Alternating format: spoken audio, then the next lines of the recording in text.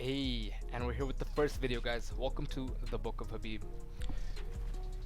As you can probably guess by the title, how to play Demoman in competitive sixes. Whew, that's tough. Now, there's a couple things to know importantly. This video is going to be directed mainly towards newer players, I would say, like beginner players. I mean, you kind of have an idea of what's going on already, but you kind of need a more solid definition of what Demoman is and how to exactly play it. You know what I mean? And let's get right to it. Now, just a quick thing before we begin. Just gonna have to apologize in advance because the video is a little bit scuffed. As I keep working on the upcoming videos, it'll get a lot more interactive, a lot less boring.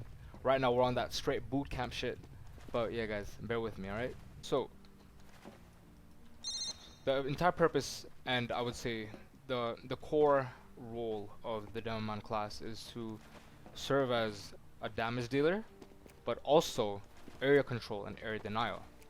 And let me show you how you can do area control and area denial. That right there. And that is called a sticky trap.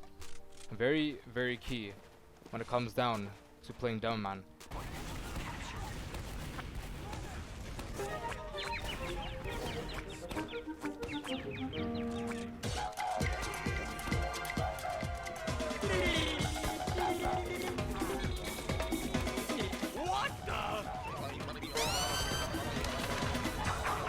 As you may have already, tried this stuff out in pubs, people just walk in and boom, they just die. Well, I almost died there, but you get the gist of the idea, and that's how you control ground. This is the core purpose, I would say, of this is what every Demoman should be able to do: trap stuff, spam, lock out the enemy team. That is your purpose. You're a damage dealing class. Now, keep in mind that this video is intended for an audience that they're just trying to dip their feet into the world of competitive TF2, trying to play some competitive Demoman. This video is for everybody though, to be honest. If you're just starting to learn how to play Demoman, if you already were a competitive player before, I don't see why you can't do it. Now, question is, you're gonna ask me now, Habib, how do I do damage? Now that's a great question. I get asked this question all the time, and honestly speaking, I can't really comment too much on an individual's mechanical skill, because that is something that is, in my opinion, I feel like that is in their control. You know what I mean? They could practice every day, and I will be making videos on how to practice on Demoman. That'll be for future videos, because honestly speaking, the mechanical practice, in my opinion, I think that's the easiest.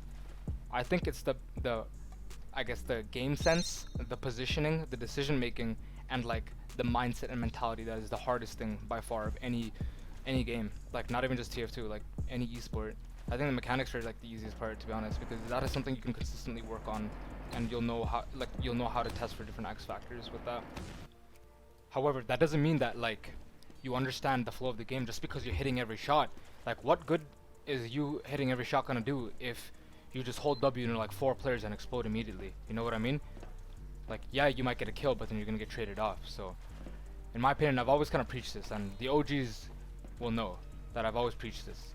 Like, the decision making, the situational awareness, and like the positioning. That, I think, when you work on that more, it becomes a lot easier to use your mechanics, because you're just aware of what's happening. You're not forcing a fight each time. You're taking calculated risks. You're also coordinating most likely a lot better compared to some solo riders. Trust me, it's a lot better.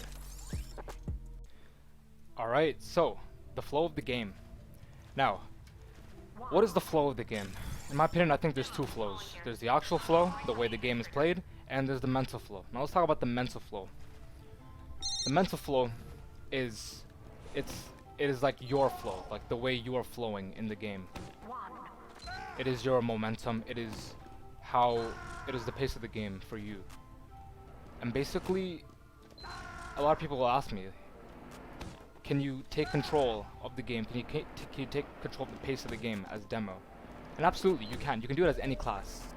But to single-handedly do that, that requires quite some effort, and it's not the easiest, even to pull off on any other classes, especially demo. And we'll talk about it. Now, I could go forever about talking on how to play Demoman in competitive sixes, you know what I mean? But in terms of building up flow and stuff, that you will only get that through experience. I could be telling you all this stuff on the YouTube. You know, these are just directions and these are just guidance. At the end of the day, you still have to put in your own work. You know what I mean? But here's what I'm gonna lay down. 5 massive, massive, massive tips that I would give to any Demoman, regardless of skill level. I even struggle with some of these tips myself, honestly speaking. So how about this? Let's start off with number 1. Perfecting those rollouts. So, I will be making a video, probably a bit more in-depth series. And I'm assuming you guys would like to see a 2019 updated version of the Demoman rollout workshops, the tutorials and stuff, and how to practice rollouts. The entire point of practicing rollouts, you want to be as fast to mid as possible and as consistent as possible. I will explain this a lot more in depth for its own video, but this will essentially allow you to gain vision just as early, or the earliest out of anybody else on the team. You'll be able to do earlier damage by being able to come to mid faster. But not only this is the key that I tell everybody on demo. If you're going to be rolling out and if you're going to be fast, try to be consistent as possible along with the speed.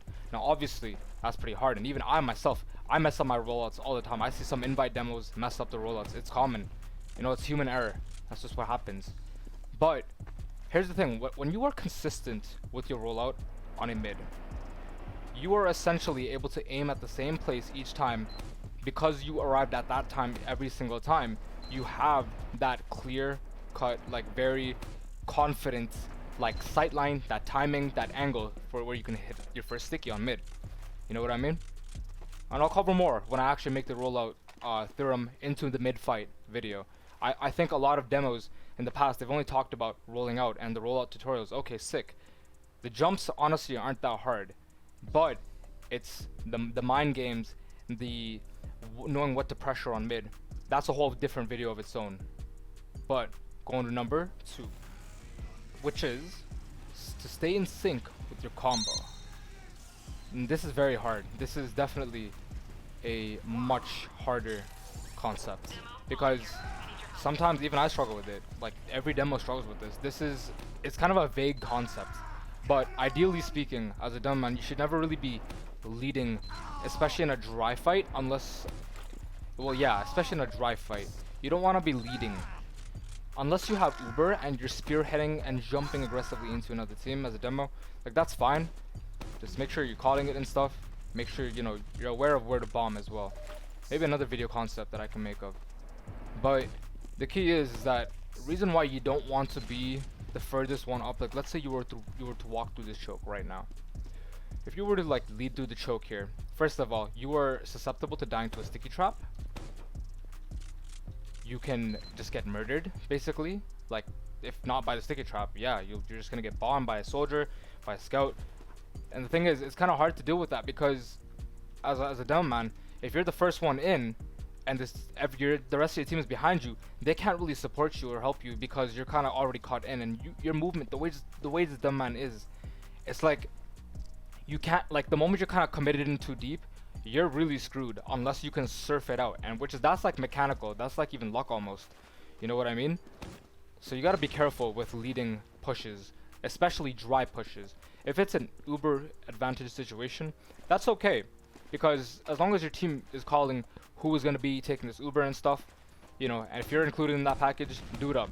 You know what I mean? You can lead, you can bomb, because sometimes it's better, you want to close the distance fast enough, and so you can catch their entire team. And this is going to tip number 3. Tip number 2 and 3 are very closely conjoined together. A part of staying in sync with your combo and to not be directly leading pushes, you ideally would want to have your soldier or your scout lead the pushes, of course. But this tip is to playing to stay alive. And playing to stay alive means that as a demo, your life, honestly speaking, the higher division you go, in my opinion, I think your life is just as important as the medic. So if you get picked, you are a very high priority, high impact kill. You know what I mean? So survivability on this class, naturally, it's important, because here's what you can do as a demo. Rather than committing to a last, which I know is going to be absolutely lost, I could back up, I could just retreat because I know it's being lost. Like you can generally tell when you've lost a fight. You can generally tell. Your team will be getting destroyed, you will have no positioning, you will either die, everybody else will die, something will happen. So I normally just leave before it really like hits the fan, you know what I mean? And as I'm backing, this is my massive tip, I love to set up sticky traps. I'm backing up, and this is how you survive, really. This is the power of Demoman. This is why you should be surviving, because let's say your team botched the push by accident, but you lived. You set up a sticky trap, and then you could just slow their enemy team down, either to checking for sticky traps, or you'll just get a kill. Which means that then your team gets respawns while they just lost 1 or 2 people, depending on how many people you killed. Even 1 pick is good enough in my opinion. And that will allow your team an opening every single time. Massive, massive timing. And this is like, I guess, tip 3.5. It kind of does go in with not leading. It's basically, you kinda are allowed to bait your team on demo. And this is only due to the nature of the class, the way it works. This does not look like a Glock, this does not look like an AK-47 red dot side banana clip. This is a sign for protesting. No hit scan weapons. It's difficult. This is what I meant by you literally cannot, you can track, but it's like you're tracking but you're still leading. You're shooting at where he's gonna be, you're not shooting at where he's at. You're shooting at where he's gonna be, which is why it's a lot more difficult, generally speaking, as a Demoman to get kills. But the damage aspect is good. Tip number 2 times 2, 4. So tip number 4. Now this one kind of confuses me because I see a lot of demos kind of make this mistake, and it messes them up. It screws them every single time. And it's capping points. No cap. You don't see a cap on my head. Don't cap as much. It's not, in my opinion, I feel like it is like not really your responsibility at all to get the caps. It should be the people that can get ×2, aka the scouts, and I guess the roamer as well. That's why I also just don't run pain train, because scouts can already poop on you as a Demoman. Why would you want to be risking taking another 10% extra hit scan damage? That could be the difference between life and death. Keep that in mind. But another massive reason why I say I don't like to cap the point, because there's let me tell you a little example, guys. Take this in. So let's say this is my second, right? And I just pushed out of my blue lobby. If I were capping the point here, right? Let's say we lost 1 person, or we're just a little bit slow pushing out of the last. Let's say I'm just like half-assedly trapping the choke here, which you can still do from up here on the point if you were capping, right? But you can't do it from other maps. Think about like Badlands. Think about Gully Wash. You know what I mean? This map is okay, I guess. It works out in this situation somewhat, because even so, they could still definitely double bomb through the wall. They could definitely get through the choke either way. It's a lot better to just let the rest of your team cap and then lock out the rest of the choke, so that you're securing essentially the capture for your team's point.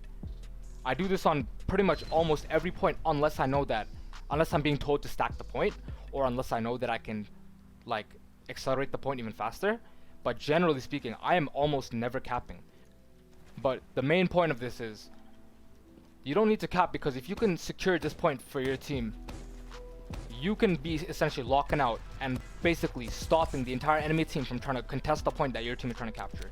That is the entire point of tip number 4. Massive. Every demo, regardless of division, has to do it. Very important. Always focusing on locking the enemy team out. Area denial is your purpose, for the most part. Last but not least, this is the most important tip that I could give to any Demoman. Absolutely. Because I see some low invite demos not even do this, some mid invite demos not even do this. And you know who you are, because you don't speak, which is the 5th and most important tip. It's communication. Communication when you're playing in a video game, like a competitive video game. That is what runs your team. If you are playing a team game, our game literally has the word team in it. It's called Team Fortress 2. It is a team game. As you can imagine, communication is the backbone for coordination. If you're not communicating, how the hell are you coordinating? It's the same thing. You know what I mean? But as a Demoman, there are two massive things that you should always be communicating. First of all, it's your damage. Who would have thought that? Wow. You should be calling your damage so that your team knows what's hurt so they can clean up. Who would have thought? Kind of crazy, right? But the second most important thing, oh, you guys are about to lose your minds over this one. I know for a fact that I think I'm the only demo who actually calls this, and maybe Cadis, maybe Banny. But it's communicating what you are trapping. And now let me tell you why this is so impactful. Let's say I tell my soldiers I'm trapping 1 and 2. This is called 1 and 2, by the way. That is a one shutter, and 2 is known as rollout, a process. If I tell my team, I as the Demoman, I have the ability to shoot out 8 stickies, which means 4 stickies per shutter. You could do a 4-to-4 split. You could do a 5-to-3. Either will, both the traps will normally work. Especially the closer you are to them, the more damage they will do. Now, that being said, when you tell your team what you are trapping, okay, my Demoman just told me he trapped 1 and 2. That leads me to believe that he is watching his traps 1 and 2. So what does that mean? I don't have to watch 1 and 2. So with your Demoman being able to control literally 2/3 of the map for the most part, 2 out of 4 entrances, 2 out of 3 entrances on most maps, look what the rest of your 5 players have to look at. Just IT. Because I as the Demoman single-handedly locked out sewer and choke. But the key is that I'm communicating this to my team so that they know what I have trapped. And I also will take this to the next level. I'll tell my team what I'm actively watching at a time. I'll be like, oh, if I'm not watching my 1 trap anymore, for example, oh, I'll just tell them, yo, Yams, I'm not watching 1 anymore. I'm gonna be watching 2 for a sec. You know, things like that. Communication is everything. Whether you are communicating your damage, communicating what you are doing, that is actually more important than anything. Communicating what you are doing more than your actual damage. You could just be like, oh, medic took 100, but if nobody knows what you were just doing in the past 3 minutes, that damage on that medic doesn't even matter anymore. You know what I mean? But yeah, guys, that was my top 5 tips, and I really hope you guys like the whole theorem talk as well. Because this video, honestly speaking, very general, very vague. There's too many different things I could talk about when you're trying to play Demoman competitively in 6s. But I hope you guys liked the video. It was kind of scuffed. I do apologize for that. But let me know in the comments what you guys would like to see next. I do have a lot of videos dropping up or coming soon. The ideas, the cogs they're grinding. Yeah, it's looking good. I definitely think I could work on, you know, making it a bit more concise as well. Maybe making it a bit less scuffed, but that will happen for the future videos. So yeah, guys, thanks for watching, and yeah, let me know. This is Habib, tuning out.